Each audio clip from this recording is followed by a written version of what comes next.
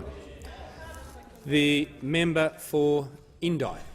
Thank you, Mr Speaker. My question is to the Prime Minister, and it's a question about the provision of childcare in rural, regional and remote Australia and what the government commitment is to families who live outside our major cities and towns. The chairperson of the National Association of Mobile Services, Ambola, recently told a Senate committee addressing the Jobs for Families childcare package that the legislation would ensure the closure of up to 90% of the 46 budget-based funded mobile childcare services, including 4 in Victoria and 1 in Indi.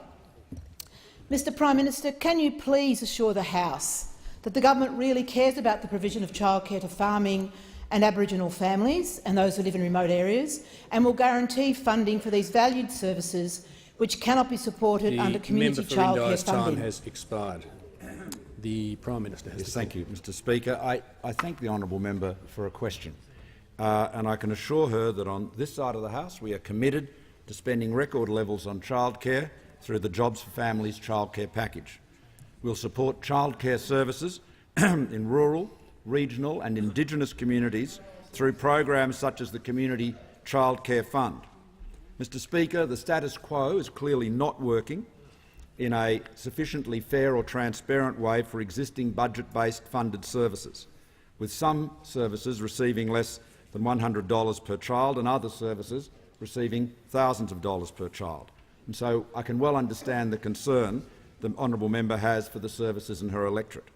I can inform her that the government will carefully transition services to enable them to become approved to administer the childcare subsidy where appropriate.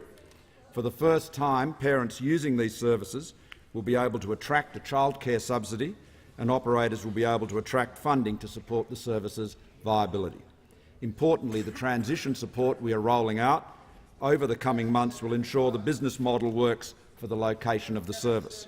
Commencing early next year, this transition work will include developing a business plan, preparing a budget, setting appropriate fees and fee collection processes, developing staffing rosters and establishing a viable operational structure that meets the needs of the community. We anticipate that any supplementary funding for individual services would be informed by the work of the transition consultants and reflect, and where possible address, specific transition challenges that may be faced by individual providers.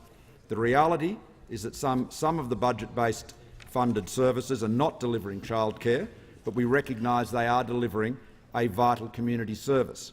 Where that is the case, we'll identify alternative funding sources appropriate to the type of service they're offering and the number of children being cared for. We believe the early years of a child's life are vitally important, as I know all honourable members do, in ensuring children meet the learning and development milestones necessary for a strong start in life and for a positive transition to school.